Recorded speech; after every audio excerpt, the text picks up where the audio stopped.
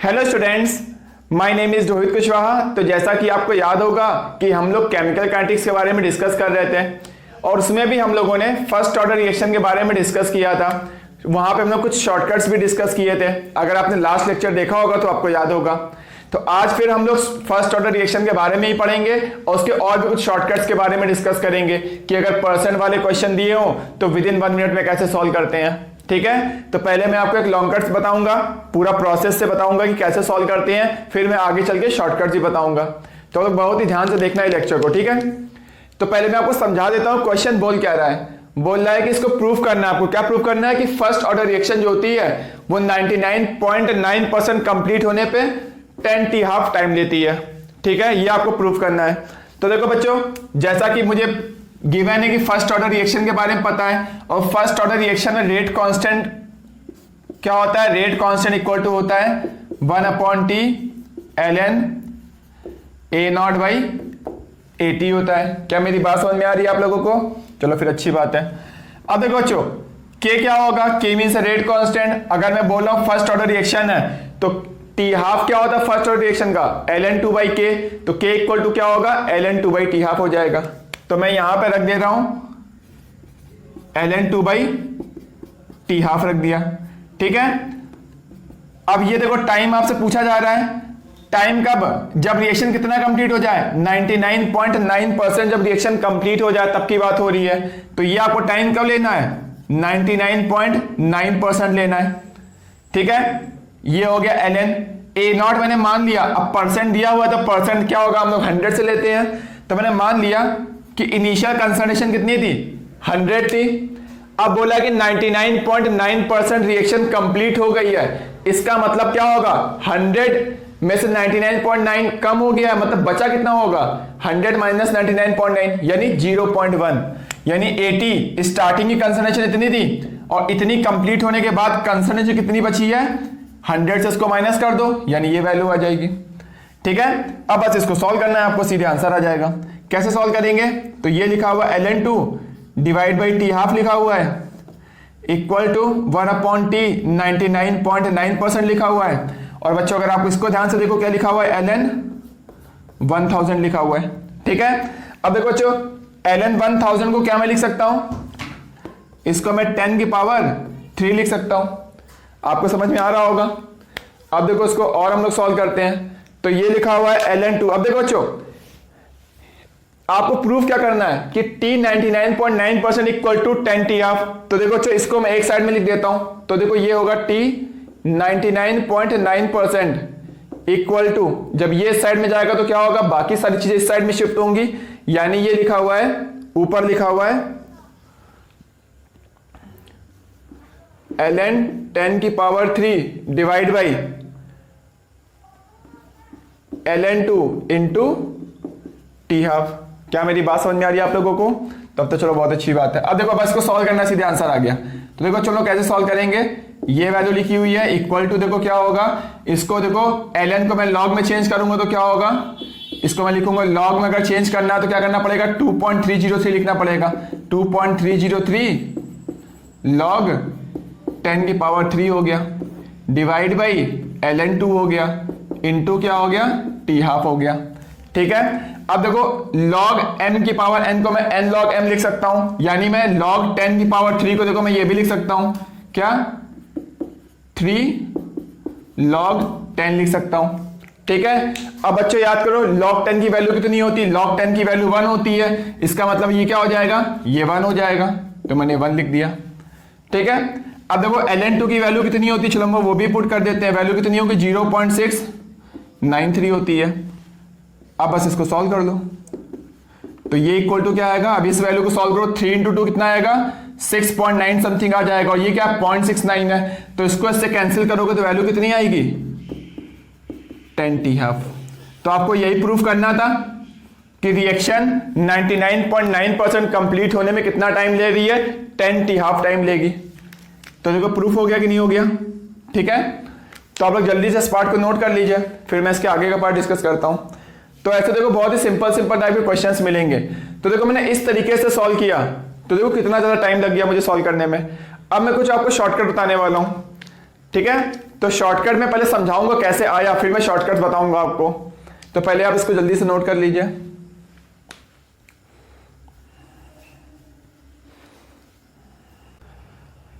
तो बच्चों देखो, अभी हम लोगों ने डिस्कस किया कि फर्स्ट ऑर्डर रिएक्शन 99.9% कंप्लीट होने में कितना टाइम लेती है, 10 t हाफ टाइम लेती है। क्या मेरी बात समझ में आई आप लोगों को? ठीक है। तो बच्चों ये जो मैं शॉर्टकट बताने वाला हूं सिर्फ किसके लिए होगा, only for first order reaction के लिए होगा। ठीक है। तो बच्चों देखो, जिस फॉर्मूले से मैंने अभी ये निकाला था, जिस तरीके से मैंने निकाला था कि 99.9% रिएक्शन कंप्लीट होने में 10 t हाफ ले रही है, सेम उसी तरीके से आप निकालो। तो देखो निकालोगे तो क्या आएगा, तो कैलकुलेट करने पे आएगा कि 25% अगर रिएक्शन कंप्लीट होगी तो टाइम कितना लेती है, 0.414 t हाफ। ठीक है। अगर रिएक्शन 50% कंप्लीट होगी तो कितना टाइम लेगी, कैलकुलेट करके देख लेना, तब क्या आएगा, t हाफ। t हाफ मतलब क्या हो गया, 50% कंप्लीट हो गई। ठीक है। ऐसे ही कैलकुलेट करोगे तो t 75% की वैल्यू कितनी आएगी सॉल्व करने पर, तो कैलकुलेट कर लेना कितनी आएगी, 2 t हाफ आएगी। अगर आप ऐसे ही कैलकुलेट करोगे t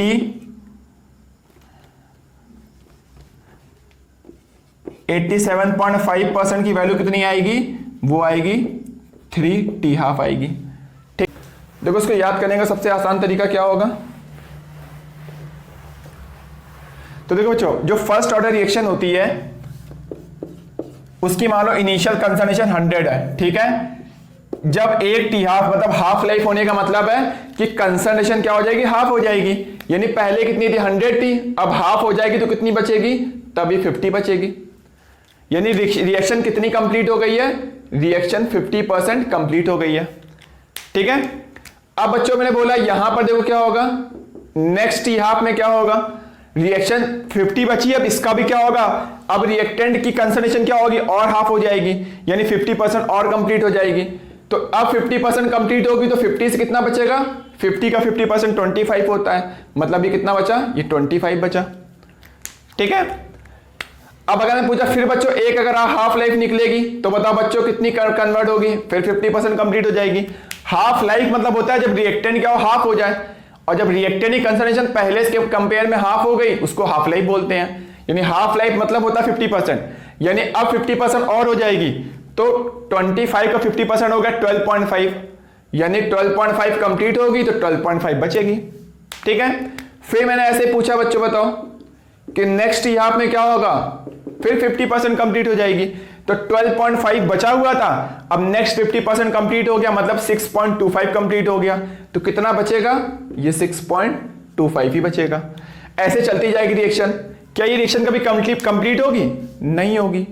फर्स्ट ऑर्डर रिएक्शन कभी भी कंप्लीट नहीं होती है, उसका लाइफ टाइम नहीं होता है, उसका क्या होता है, हाफ लाइफ होता है, लेकिन लाइफ टाइम नहीं होता है। क्यों, क्योंकि ये लाइफ टाइम मतलब ये रिएक्टेंट की कंसंट्रेशन जीरो हो जाए, क्या कभी जीरो होगी, किसका 50% जीरो होता है, जीरो का ही 50% जीरो होता है। अगर 1 का भी तुम 50% लोगे तो भी वो जीरो नहीं आएगा, 0.001 का भी 50% लोगे तो एग्जैक्ट जीरो नहीं आएगा। ठीक है ना। तो यहां पर कभी भी किसी भी केस में जीरो नहीं आने वाला है, इसका मतलब फर्स्ट ऑर्डर रिएक्शन कभी भी कंप्लीट नहीं होती है। ठीक है। तो देखो बच्चों इसको याद करने का तरीका देखो, रिएक्टेंट क्या था तुम्हारा, 100 था, 100 से 50 हो गया, यानी एक हाफ लाइफ में रिएक्टेंट कितनी हो गई, 50% कंप्लीट हो गई। तो देखो रिएक्शन 50% कंप्लीट हो गई किसमें, 1 t हाफ में। ठीक है। अब बच्चों देखो यहां से यहां देखो, ध्यान से देखो, यहां से यहां तक कितनी हाफ लाइफ निकल गई है, 2 हाफ लाइफ निकल गई है। तो पहले 100 थी, अब बची कितनी है, 25, यानी रिएक्शन कितनी कंप्लीट हो गई, 75%, यानी 75% कंप्लीट हो गई कितने t हाफ में, 2 t हाफ में। है ना, याद करना कितना आसान। अगर मैंने पूछा बच्चों यहां से अब ये मत देखो, अब तुम वाला ये वाला पार्ट देखो, ये वाला पार्ट देखो, तो देखो 3 हाफ लाइफ निकल गई, तब से देखो यहां पर 3 हाफ लाइफ निकल गई है, तो 100 से कितना बचा हुआ है, 12.5 बचा हुआ है, यानी कितना कंप्लीट हो गया, तो 100 से माइनस कर दो, यानी वैल्यू कितनी आएगी, यस 87.5 इतनी आएगी। यानी 3 t हाफ में रिएक्शन कितनी कंप्लीट हो जाएगी, 87.5% कंप्लीट हो जाएगी। अब बच्चों मैं बोल रहा हूं यहां तक मत देखो, तुम यहां तक देखो, तो यहां तक कितना हो जाएगा,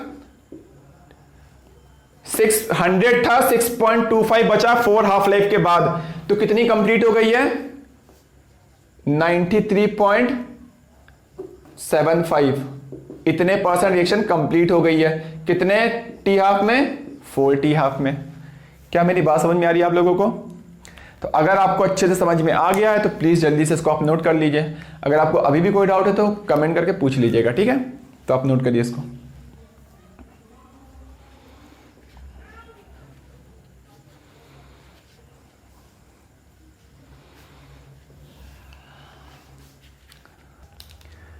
तो बच्चों देखो, जितना भी अभी तक मैंने आपको पढ़ाया है शॉर्टकट के बारे में, उसी से रिलेटेड देखो मैंने कुछ क्वेश्चंस लिखे हुए हैं। इसको देखो 1 बाय 1 हम लोग सॉल्व करते हैं और इनको हम लोग विद इन 1 मिनट में सॉल्व करना होगा एग्जाम में। तो देखो मैं शॉर्टकट के थ्रू सॉल्व करूंगा, 1 मिनट से भी कम टाइम में सॉल्व हो जाएगा। बट मैं आपको थोड़ा धीरे धीरे बताऊंगा, जिससे कि आपको हो सकता है थोड़ा टाइम ज्यादा लग जाए मुझे बताने में। लेकिन अगर मैं एग्जाम में सॉल्व कर रहा हूँ तो इसको विद इन 1 मिनट में सॉल्व कर लूंगा।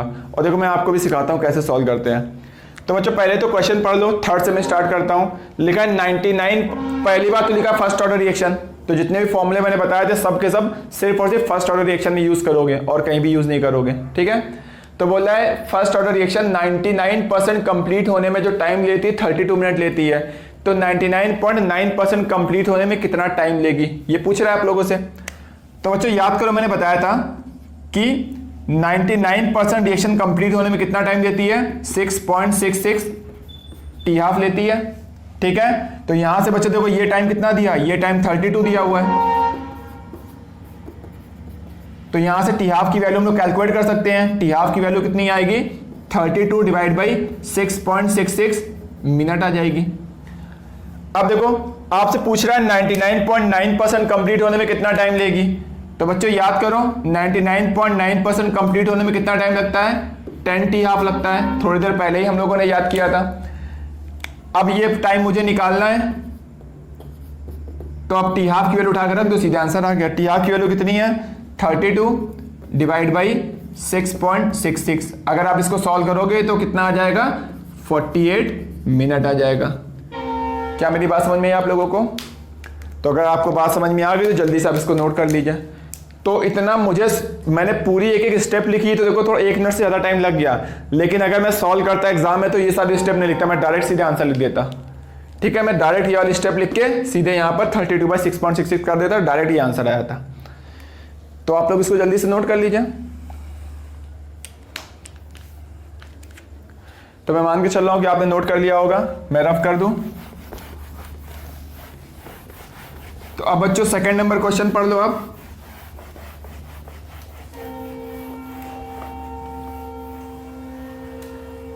ठीक है, तो बच्चों देखो सेकंड नंबर क्वेश्चन में क्या बोल रहा है कि फर्स्ट ऑर्डर रिएक्शन दी हुई है, बोला 75% कंप्लीट होने में 32 मिनट्स लग रहे हैं। तो बताओ 50% कंप्लीट होने में कितना टाइम लगेगा? बहुत ही आसान सा क्वेश्चन दिया हुआ है। बोला 75%, हम लोग को पता है 75% रिएक्शन कब कंप्लीट होती है? 2 टी हाफ में कंप्लीट होती है, ठीक है? अब 75% कंप्लीट होने में कितना टाइम लग रहा है? 32 मिनट लग रहा है। तो यहां से क्या हो गया? टी हाफ की वैल्यू आ गई, कितनी आ गई? 2 से डिवाइड कर दो, यानी क्या आ गया? 16 मिनट आ गई। अब बोला 50% कंप्लीट होने में कितना टाइम लगेगा?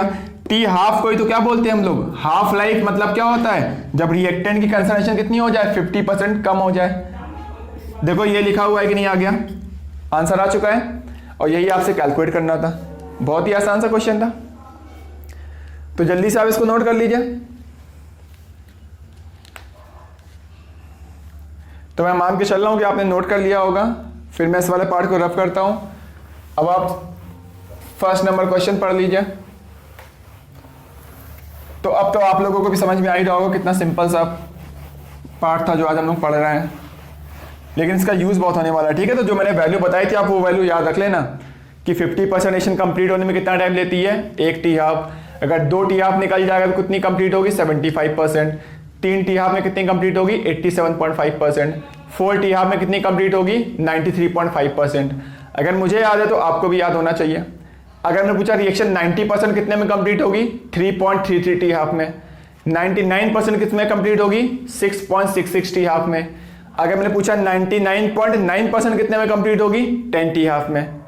तो अगर मुझे याद है तो आपको भी याद होना चाहिए, ठीक है ना? अगर आपको बहुत ही 1 मिनट से कम टाइम में अगर क्वेश्चन सॉल्व करना है तो बच्चों देखो ये वाला क्वेश्चन भी सॉल्व करते हैं, पढ़ लो आप लोग।